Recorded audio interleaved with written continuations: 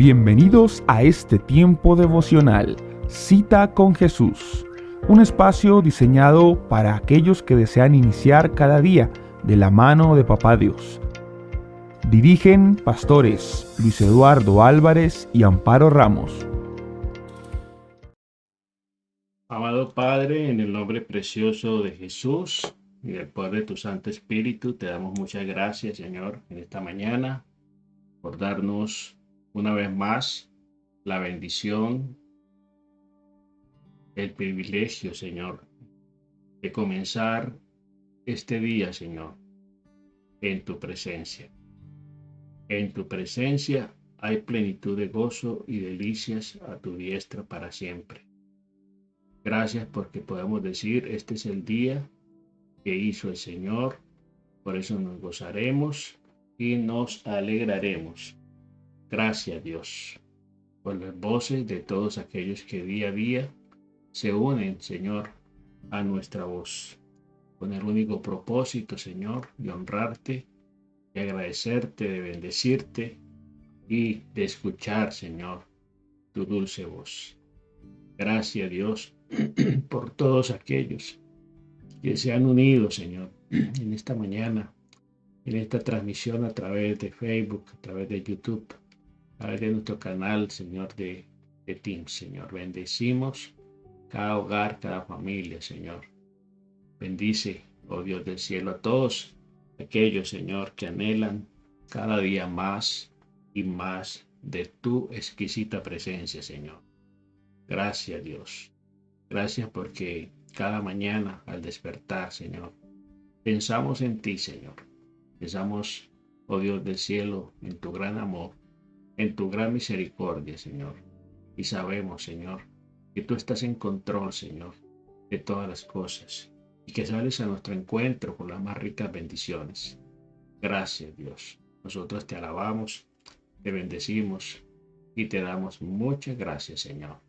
En el nombre precioso de Jesús, saludamos en esta hora y bendecimos a todos los que están allí en Maryland, en Washington, D.C., en Virginia, en Puerto Rico, Colombia, allí en Pensilvania, aquí en el estado de la Florida, en West Palm Beach. Un saludo especial y bendiciones para todos y cada uno de los que nos sintonizan.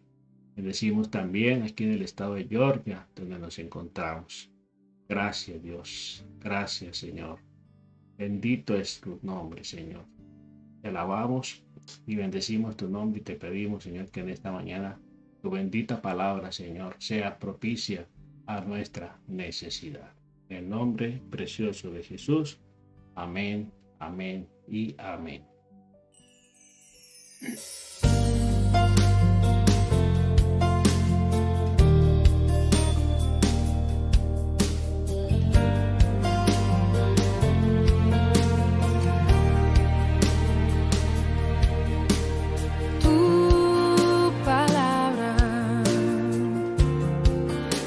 Aceite sobre mis heridas, es el agua en el desierto y el calor en el invierno. Tu palabra es la voz que me habla en la mañana, es mi consejo cada día. Bueno, familia, pero muy buenos días de nuevo. Saludamos desde la ciudad de Atlanta, aquí del estado de Georgia. Bienvenidos a nuestro tiempo devocional Cita con Jesús. No sin antes recordarle que se suscriban a nuestro canal, invitación a que se suscriban a nuestro canal de YouTube.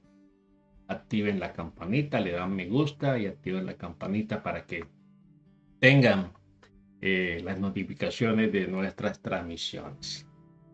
Bueno, esta mañana vamos a continuar con un estudio que hemos venido desarrollando. Esta es la tercera reflexión que hacemos acerca de la carta del apóstol Judas, de Judas. Judas el Bueno, le hemos titulado Carta de Judas el Bueno. Eh, Vinimos mm, revisando muy bien varios aspectos de esta corta carta, esta sencilla carta de Judas a la iglesia. Y hablábamos en días pasados, en el segundo tema, estuvimos hablando del propósito de esta carta, de esta carta, de estos 25 versículos de esta carta, y encontrábamos allí de la denuncia que él hace acerca de la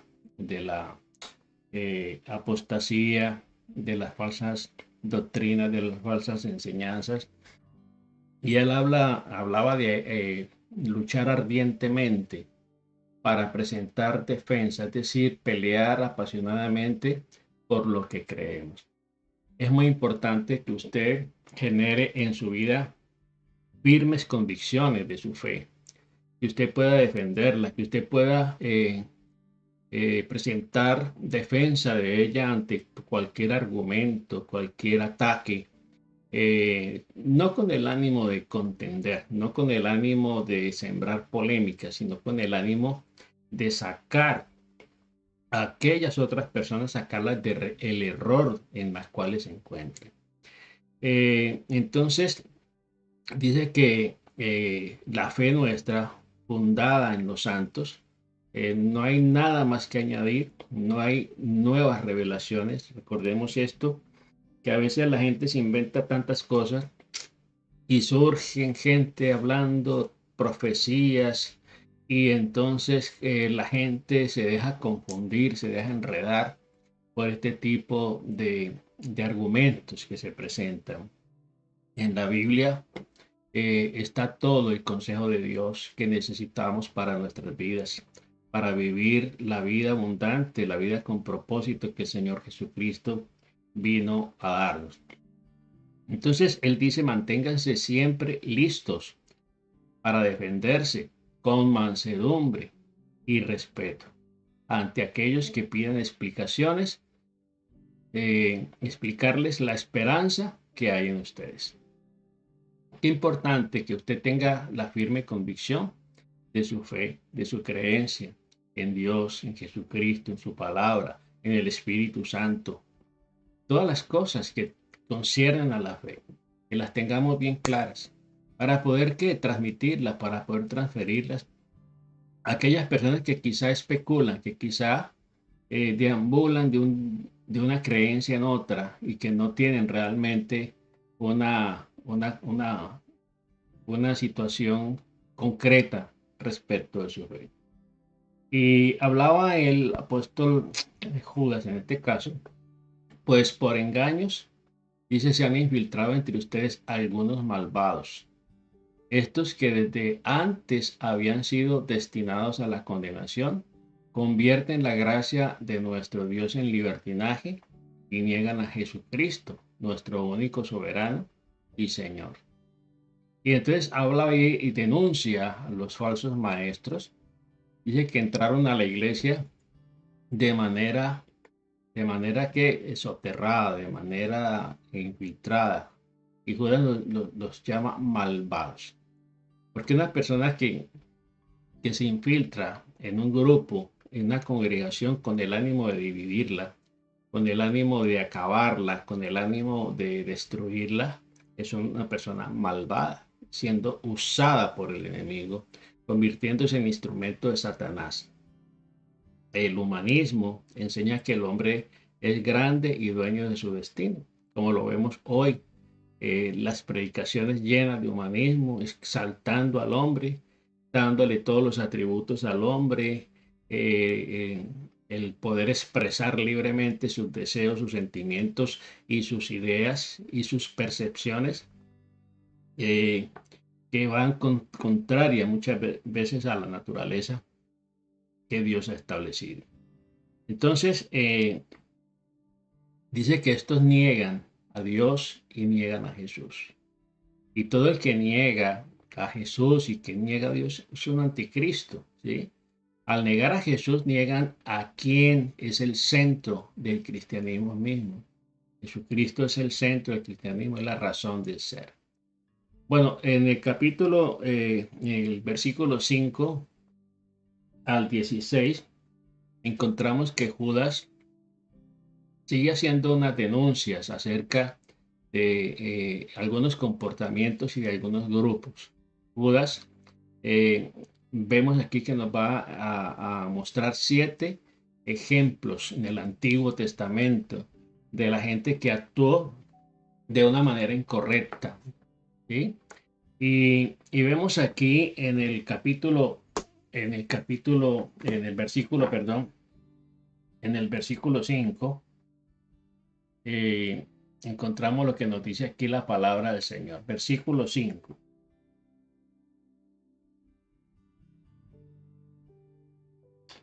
A ver qué se me hizo. Aquí lo tenemos.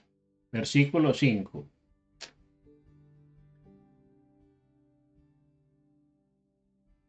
Dice aquí, mas quiero recordaros, ya que una vez habéis sabido que el Señor, habiendo salvado al pueblo, sacándolo de Egipto, después destruyó a los que no creyeron. Entonces, aunque ustedes dicen, ya lo saben, quiero recordarles que cuando el Señor salvó al pueblo de Egipto, los rescató de Egipto, destruyó a los que no creyeron. ¿Quiénes murieron en el desierto? Los que no creyeron. La generación de adultos que nació en Egipto, que salió de Egipto, ellos perecieron en el desierto, porque no creyeron a Dios. Porque a pesar de ver las señales y las maravillas que Dios hizo para sacarlos de la esclavitud, no creyeron. ¿Sí? Su incredulidad, el querer volver a Egipto, los condenó. Entonces, aquí el primer ejemplo que él cita es la incredulidad, el ejemplo de la incredulidad de Israel. La incredulidad no compagina para nada con la vida cristiana, porque la vida cristiana es de fe. Sin fe es imposible agradar a Dios. Entonces la incredulidad nos aleja de Dios, nos priva de disfrutar de las bendiciones, de las promesas de Dios.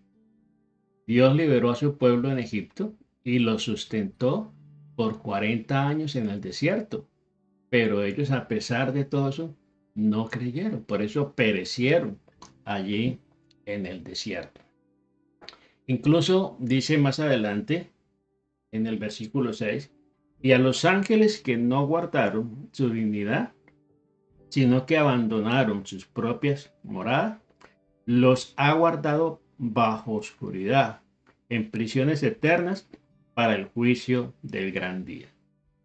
Bueno, aquí también está hablando de estos ángeles que no cuidaron su dignidad, no cuidaron su posición, no cuidaron la honra que Dios les había entregado. Bueno, nosotros como hijos de Dios, Dios nos ha entregado una honra, ¿sí? Y tenemos que cuidarla. Dice que estos ángeles no cuidaron su dignidad de ser siervos, de ser servidores de Dios, sino que abandonaron su propia mansión. Dice que los ha retenido para siempre en prisiones oscuras para el juicio del gran día. Ahí está, versículo 6. Entonces, el segundo ejemplo que presenta aquí Judas es el de los ángeles, que no guardaron su dignidad. Son los ángeles de Génesis, capítulo 6. Vamos a mirar Génesis capítulo 1, versículo 6. Y Génesis capítulo 6, versículo 1. Aconteció que cuando comenzaron los hombres a multiplicarse sobre la faz de la tierra, y les nacieron hijas, que viendo los hijos de Dios que las hijas de los hombres eran hermosas, tomaron para sí mujeres, escogiendo entre todas. Muy bien. Entonces, en Génesis vemos aquí más adelante hasta el versículo 5, dice, y dijo Jehová, no contendrá mi espíritu con el hombre para siempre, porque ciertamente es carne, mas serán sus días 120. Había gigantes en la tierra de aquellos días, y también después de que llegaron los hijos de Dios a las hijas de los hombres, se llegaron los hijos de Dios a las hijas de los hombres y les engendraron hijos. Y estos fueron valientes, que desde la antigüedad fueron varones de renombre. Y vio Jehová que la maldad de los hombres era mucha en la tierra, y que todo designio del pensamiento del corazón en ellos era de continuamente solamente el mal. Y se arrepintió Jehová de haber hecho al hombre en la tierra, y le dolió su corazón. Entonces vemos allí también en Primera de Pedro, vamos al Nuevo Testamento, Primera de Pedro, capítulo 3, versículos 19 y 20, nos dice aquí la palabra del Señor, versículo 19 y versículo 20. Dice, en el cual también fue y predicó a los espíritus encarcelados, a los que en otro tiempo desobedecieron, cuando una vez esperaban la paciencia de Dios en los días de Noé, mientras se preparaba el arca, en la cual pocas personas, es decir, 8, fueron salvas por las aguas. Habla aquí del ejemplo de estos ángeles, también habla también de la situación de Sodoma y Gomorra. Dice también Sodoma y Gomorra, las ciudades vecinas, que lo mismo que aquellos practicaron la inmoralidad sexual, en este caso, practicaban todo tipo de aberraciones y dice los vicios contra la naturaleza. Es lo que estamos viendo hoy, ¿sí? La misma situación. Dice que fueron puestas como ejemplo y sufrieron el castigo del fuego eterno, ¿sí? ¿Qué pasó con Sodoma y Gomorra? Ciudades llenas de pecado, de maldad, de perversidad, de inmoralidad, de perversiones sexuales, fueron destruidas, fueron sometidas a juicio. Es decir, pues nada diferente va a esperar a las personas o a los grupos sociales o a los pueblos que incurran en esas mismas prácticas en las cuales incurrieron estas dos ciudades, grandes ciudades que fueron destruidas por Dios, por su maldad, por su perversidad. Cuando Dios envía a los ángeles a advertir a Lot, el sobrino de Abraham, para que salieran de ese lugar, aún los hombres de esa ciudad querían tener relaciones sexuales con estos ángeles. Y dice que por eso en ese momento Dios los hirió con ceguera, porque ellos querían y persistían, a pesar de que estaban ya ciegos en vista, persistían en que querían estar con estos ángeles. Entonces, por eso fueron sometidos a ese juicio y estas dos grandes ciudades fueron destruidas. El tercer ejemplo de las ciudades de Sodoma y Gomorra, en Génesis 4, del 3 al 8, hablaban de que estas personas eran soberbias, eran impetuosas, eran completamente llevadas hacia su carnalidad, hacia sus deseos pecaminosos. En Génesis capítulo 4, del 3 al 8, dice aquí la palabra del Señor. Y aconteció andando el tiempo que Caín trajo del fruto de la tierra una ofrenda a Jehová. Y Abel trajo también de los primeros primogénitos, las ovejas, de los más gordos de ellas. Y miró Jehová con agrado a Abel y a su ofrenda, pero no miró con agrado a Caín. Entonces, dice aquí en el versículo 3 que estas dos hijos de ya Adán y Eva se presentan a presentar una ofrenda delante del Señor. Dice en el verso 6, entonces Jehová dijo a Caín, ¿por qué te has ensañado? ¿Y por qué ha decaído tu semblante? Si bien hicieres, no serás enaltecido, pero si no hicieres bien, el pecado está a la puerta. Con todo esto, a ti será tu deseo y tú te señorearás de él. Y dijo Caín a su hermano Abel, salgamos al campo. Y aconteció que estando ellos en el campo, Caín se levantó contra su hermano Abel y lo mató.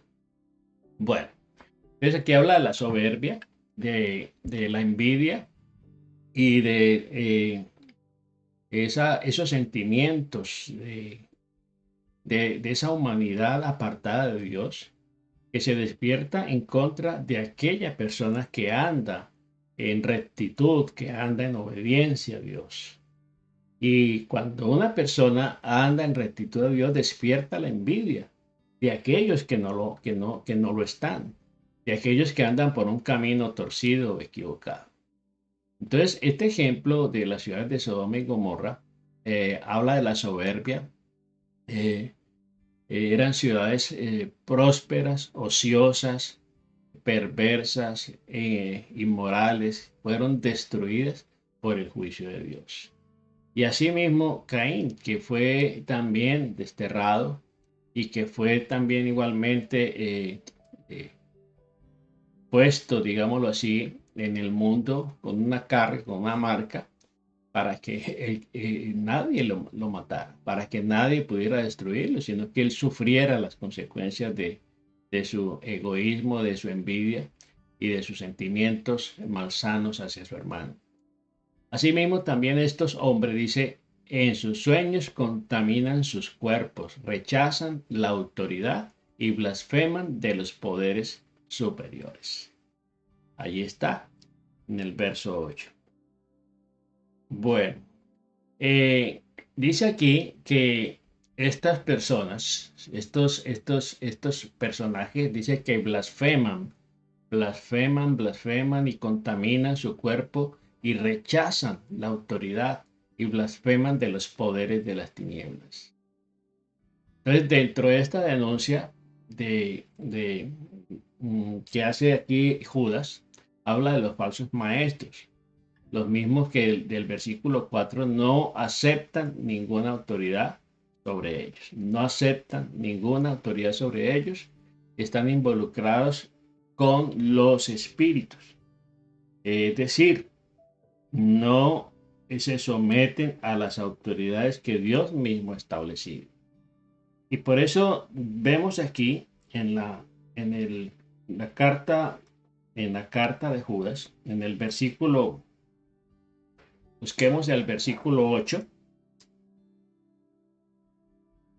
y dice aquí, no obstante, de la misma manera también estos soñadores mancillan la carne, rechazan la autoridad y blasfeman de las potestades superiores. La anarquía, el no someterse a la autoridad, el no respetar la autoridad, es una característica de este tipo de personas y era una de las denuncias que él estaba haciendo. Dice, y se cita como ejemplo, dice, pero ni siquiera el arcángel Miguel, cuando luchaba con el diablo y se disputaban el cuerpo de Moisés, se atrevió a proferir contra él juicio de maldición, sino que le dijo que el Señor te reprenda. Que el Señor te reprenda. A veces somos muy dados a maldecir. Maldecir es hablar mal, expresarnos mal de alguien o de algo. Y nos expresamos mal de gente que está en autoridad. Están en autoridad y están haciendo quizá un trabajo injusto, un trabajo deshonesto. Y a veces caemos en la tentación de maldecir a esa persona por sus acciones, por sus hechos. Pues mire que bien que dice que el arcángel Miguel no se atrevió no se atrevió a proferir maldición contra el diablo cuando se disputaban el cuerpo de Moisés. Dice que no se atrevió a proferir contra el juicio de maldición. ¿Y cuáles fueron las palabras que él usó? Que Jehová, Dios, te reprenda. ¿Sí? Es importante que nosotros entendamos que no estamos llamados para maldecir aún aquellos que actúan mal. ¿Sí? ¿Por qué? Porque Dios es el que juzga. Porque Dios es el que llama cuentas. Y aquí el arcángel Miguel nos da una gran lección de saber de que nosotros no somos quien para estar maldiciendo aún aquellas personas que injustamente se comportan, porque para eso está el Señor. ¿Sí? Entonces, el cuarto ejemplo que vemos aquí es el del arcángel Miguel. Dios entró en esta situación, en esta escena, porque Dios mismo enterró a Moisés. El cuerpo de Moisés nadie lo halló, porque Dios mismo se encargó de hacerle el funeral a Moisés. ¿Por qué? Porque el pueblo de Israel era muy dado a la idolatría. Recordemos aquella serpiente de bronce que levantó el mismo Moisés en el desierto. ¿Qué pasó? Esa serpiente de bronce fue levantada con un propósito puntual, que era que el que era mordido por las serpientes ardientes que Dios había mandado para disciplinar al pueblo, cualquiera persona que era mordida por una serpiente de estas y miraba a la serpiente de bronce que Moisés había levantado, pues esa persona no moría, se salvaba. Y esa serpiente tipificaba también a Jesucristo, era un tipo de Jesucristo, representaba a Jesucristo. Pero ¿qué pasó? Después de que ya pasó esa situación, la gente comenzó a adorar a la serpiente, quitando los ojos del Señor. Y por eso el Señor le ordenó a Moisés destruir la serpiente de bronce. Entonces aquí vemos que el arcángel Miguel eh, se encargó, vemos que Dios mismo se encargó de enterrar a Moisés, como dice en Deuteronomio capítulo, vamos a buscar Deuteronomio capítulo 34, Deuteronomio, en el Nuevo Testamento, quinto libro de la Biblia, ¿sí? Deuterocanónicos, el Deuteronomio, perdón, versículo 34, capítulo 34, del 5 al 6. Entonces dice la palabra del Señor aquí, y murió allí Moisés, siervo de Jehová, en la tierra de Moab, conforme al dicho de Jehová, y lo enterró en el valle, en la tierra de Moab, frente a Bet-peor, y ninguno conoce el lugar de su sepultura hasta hoy. ¿Sí? Precisamente Dios tratando de guardar el corazón del pueblo que era tendiente a la idolatría. Y por eso Dios nos permitió que el cuerpo de Moisés, ellos conocieran el lugar de su sepultura. Entonces nunca se encontró la tumba de Moisés. Satanás quiso robar el cadáver, y Miguel lo impidió, acudiendo al Señor. Y mientras disputaban el cuerpo, él no se atrevió a proferir maldición o juicio de maldición contra Satanás. ¿Y cuáles fueron las palabras? Que Jehová Dios te reprenda. Eso es más poderoso que todos los insultos, que todas las maldiciones que podamos proferir contra alguien o contra una persona. Que Jehová Dios te reprenda por tu maldad. Que Jehová Dios te reprenda por lo que hiciste. Eso es suficiente porque Dios se encarga de juzgar con justo juicio. ¿Sí? En el mundo angelical vemos que Jesús tiene la preeminencia. ¿Sí?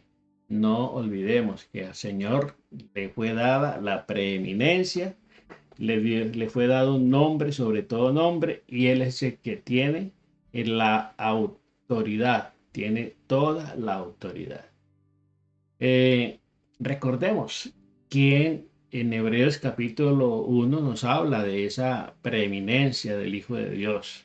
Dice que Dios, habiendo hablado muchas veces, de muchas maneras, en otro tiempo, a los padres por los profetas, en estos tiempos, en estos días postreros, ha hablado por su Hijo, por el Hijo, a quien constituyó heredero de todo y por quien asimismo lo hizo el universo, el cual, siendo el resplandor de su gloria y la imagen misma de su sustancia, y quien sustenta todas las cosas con la palabra de su poder, habiendo efectuado la purificación de nuestros pecados, por medio de sí mismo se sentó a la diestra y de la majestad de las alturas, hecho tanto superior a los ángeles como heredero, como heredó más excelente nombre que ellos. Y ahí habla de la exaltación del nombre de Jesús. No olvidemos que el mundo angelical, el Señor es el que tiene el poder, el que tiene toda la potestad, el que tiene toda la autoridad, el que tiene la preeminencia. Continúa entonces diciendo aquí Judas en el versículo 7, versículo 10, pero estos blasfeman de las cosas que no conocen, y en las que por instinto conocen, se corrompen como animales irracionales. Y eso es lo que vemos hoy en día, gente hablando y maldiciendo a Dios, maldiciendo la Biblia, maldiciendo a Jesucristo. Cuando digo maldiciendo es hablando mal de las cosas de Dios, hablando mal de aquellos que predican, aquellos que hablan de Dios, como lo vemos, como lo vimos, vuelvo y repito, en los pasados días cuando se inauguró la Copa América de fútbol aquí en los Estados Unidos, en Atlanta, aquí en Atlanta. Dentro del programa, dos pastores hicieron una sencilla oración a Dios, pidiendo la bendición de todos los jugadores, de toda la gente, de todos los participantes y invocando a Dios. Y eso se formó un escándalo, una polémica, y comenzaron a proferir juicios y a maldecir, ¿sí?, aquellos que no tienen temor de Dios. Entonces dice, estos blasfeman de las cosas que no conocen. ¿Por qué blasfeman? Porque no las conocen. La ignorancia es atrevida, hay un decir. Y vemos aquí que la ignorancia de mucha gente lo lleva a tomar postura, ¿sí? Y dice, y en las que por instinto conocen, se corrompen como animales irracionales. Entonces, habla también de la doctrina de guerra espiritual que se vive, ¿cierto? En el mundo en que vivimos en un mundo caído y hay una guerra espiritual siempre latente, ¿sí? Entonces, no conocen el tema y se creen expertos. Además, son corruptos. ¿Por qué? Porque acuden a toda treta, a toda artimaña, las falsas noticias, las falsas enseñanzas, el tergiversar las cosas, el confundir a la gente, son estrategias que usan. No entendían más que sus instintos carnales. Dice que su escala de valores era carnal y había perdido completamente la conciencia de las cosas espirituales. Y eso es lo que estamos viendo hoy en día, una cantidad de personas sumidas en el humanismo, en las percepciones simplemente carnales, en los deseos, en las ideologías, en la percepción que se tiene a nivel personal y descartando por completo lo que Dios ha comunicado a través de su palabra. Continuamos en el verso 11, dice, la lástima de ellos. Mire, lástima de ellos porque han seguido el camino de Caín. Por amor al dinero, cayeron en el error de Balaam y murieron en la rebelión de Coré. Allí menciona él varios ejemplos. Está el ejemplo de Caín, del cual ya hablábamos, la amargura, la envidia, los celos lo llevó a cometer un asesinato, el asesinato de su propio hermano. El caso de Balaam, y Balaam era un profeta corrupto, un profeta bastante, eh, bastante interesado por el dinero, ¿sí? Un profeta corrupto que se estaba dejando sobornar, ¿cierto? Por un rey impío para maldecir al pueblo de Israel, para hacerle daño al pueblo de Israel. Entonces, dice que este Balaam, eso lo encontramos en el capítulo, en el libro de Números, capítulo 22, pueden encontrar esa historia, ese relato acerca de este profeta. Dice que prostituyó el don que Dios le había dado por dinero. Qué tremendo, por lucro, con el error, y dice, y aconsejó para destrucción. Aconsejó para destrucción.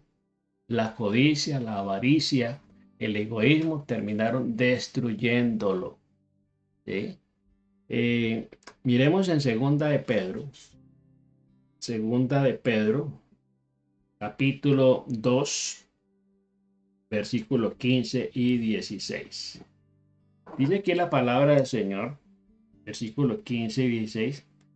Has dejado el camino recto y se ha extraviado siguiendo el camino de Balaam, hijo de Beor, el cual amó el premio de la maldad y fue reprendido por su iniquidad, pues una muda bestia de carga, hablando con voz de hombre, refrenó la locura del profeta. El relato que cita aquí Pedro precisamente acerca de este hombre llamado Balaam, profeta, que por soborno, por amor al dinero, terminó por la codicia y la avaricia, terminó con el Señor destruyéndolo. ¿Por qué? Porque se prostituyó. Prostituyó el don que Dios le da. Una persona se prostituye no solamente vendiendo su cuerpo. Una persona se prostituye cuando no le da un buen uso a los dones que Dios le ha dado y los usa simplemente para su propio beneficio, para sacar provecho, ¿sí? De la gente, de las personas, ¿sí? Aquellos que venden las sanidades y que sacan dinero y que hacen las cosas simplemente por dinero, para sacar provecho. Eso es prostituir el llamado y el don que Dios le ha dado a una persona. Y finalmente el ejemplo de Coré, ¿sí? En el capítulo 16 de Números se menciona ese triste episodio. Este hombre llamado Coré buscó poder, posición, autoridad y notoriedad. Y de esa manera quisieron usurpar la autoridad que había en Moisés y que había en Aarón. Y ellos pensaron que ellos también podían hacerlo.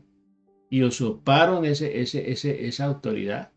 Y dice que puso en tela de juicio a la autoridad de las personas a quien Dios había designado, a las que Dios había asignado como tal, como eran Moisés y Aarón.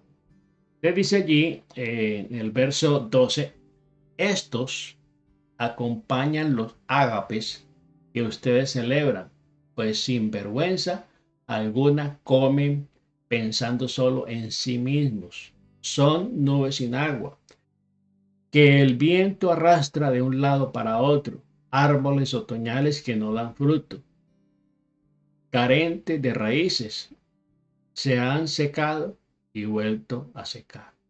Así los considera Dios a este tipo de personas que quieren realmente tomar la autoridad por su propia fuerza, por su propio parecer, y no dándose cuenta que en las cosas de Dios toda autoridad proviene de Dios, y las que han sido establecidas por Dios han sido establecidas. Cuando no reconocemos esto, no lo sabemos, nos podemos encontrar chocándonos contra la autoridad misma de Dios. Cuando vamos en contra de una persona que está en autoridad, estamos chocando contra el trono de Dios. Y por supuesto, pues vamos a sufrir las consecuencias. Entonces dice ahí que más adelante en el verso 13 son indómitas olas de mar, cuya espuma en su propia vergüenza, estrellas errantes, cuyo eterno destino serán las más densas tinieblas. Ese es el panorama que espera a las personas que se levantan, que se rebeldizan en contra de la autoridad. Y por supuesto se dan más características, su apariencia es solo exterior y su destino final será la perdición, las tinieblas. Y dice en el verso 14, de estos también profetizó Enoc, séptimo de Adán, diciendo, he aquí, vino del Señor con sus santas docenas de millares.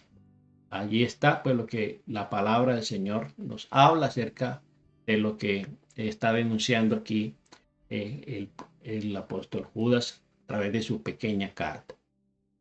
En el verso 15 dice, viene para juzgar a todos y condenará a todos los impíos por todas las malas obras de su impiedad han cometido y por todas las insolencias que los pecadores impíos han lanzado contra sí.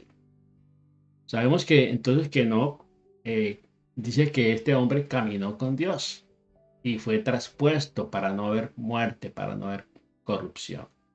Recordemos que Enoc fue el primer personaje que fue arrebatado al cielo, que fue llevado. En Génesis 5:24 puede ver ese relato.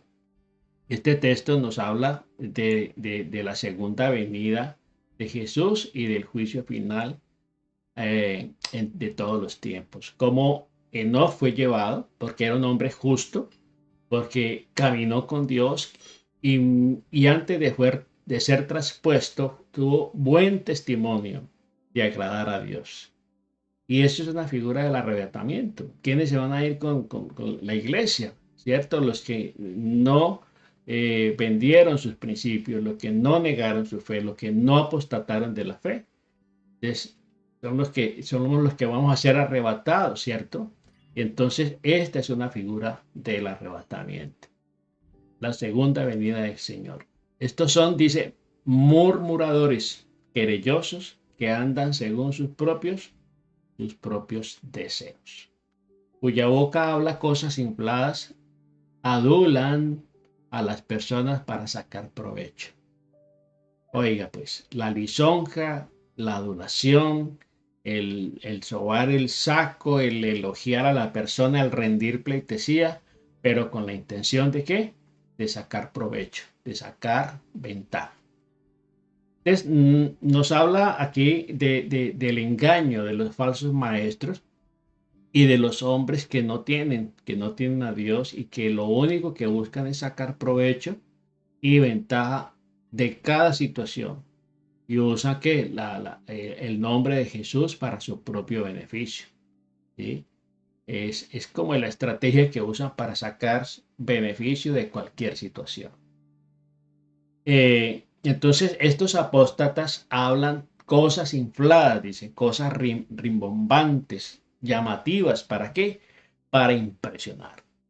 Y eso lo vemos en las plataformas de muchos predicadores, ¿cierto? Donde se usan términos rimbombantes y usan la adulación y la mentira. ¿Para qué? Para manipular a la gente y sacar provecho de ellos. ¿Qué pasa? Lo triste es que la gente sigue a este tipo de falsos maestros y falsos apóstoles. Así que de esta manera vemos estas 7 denuncias que hace aquí el apóstol Judas, ¿cierto? Recuerde que Judas era medio hermano de Jesús. Y luego, pues, vemos estas 7 denuncias, que es lo que estamos viendo en estos tiempos. Y si vivió en ese tiempo primitivo de la iglesia, lo estamos viendo también en este tiempo. La próxima continuamos entonces con la última parte de esta pequeña carta que nos deja muchas, pero muchas enseñanzas. Amado Padre, yo te doy muchas gracias en esta mañana, Señor, en el nombre de Jesús. Te pido que seas tú, Señor Dios del cielo, bajando esta palabra en nuestro corazón, que nos permitas meditar en ella, Señor, y poder darnos cuenta, Señor, oh Dios del cielo, de qué es lo que se mueve a nuestro alrededor. Queremos tener nuestra mirada puesta en ti, Señor. Tú eres el autor y consumador de la fe.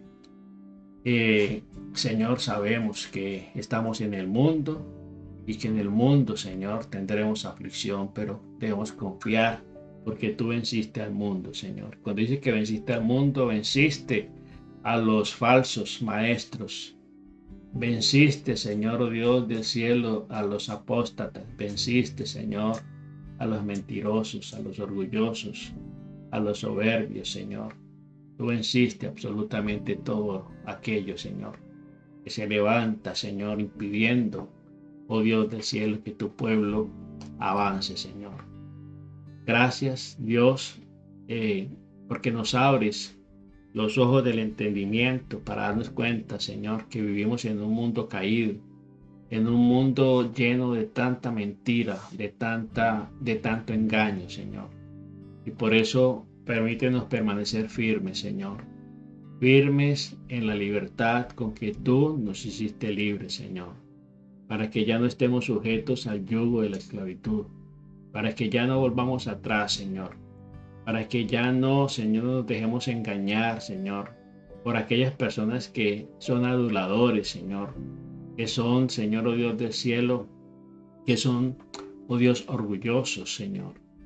Que, oh Dios de la gloria, buscan, Señor, pervertir y prostituir los dones que Dios mismo les ha dado para sacar provecho, para sacar ventaja, Señor.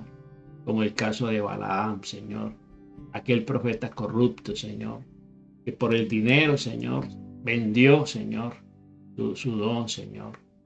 Usó muy mal el don que tú le diste, Señor. Y queriendo, Señor, recibir dinero, estaba hasta dispuesto a maldecir lo que tú ya habías bendecido, Señor. Por eso tú le juzgaste, Señor. Gracias, Dios. Gracias porque aún usaste aquella pequeña asna, Señor, para hablarle y para hacerle caer en cuenta del error, Señor, a este profeta, Señor. Padre, gracias. Gracias por hablarnos. Gracias por abrir nuestro entendimiento, Señor. Y por advertirnos, Señor, de los peligros en los cuales nos encontramos, Señor.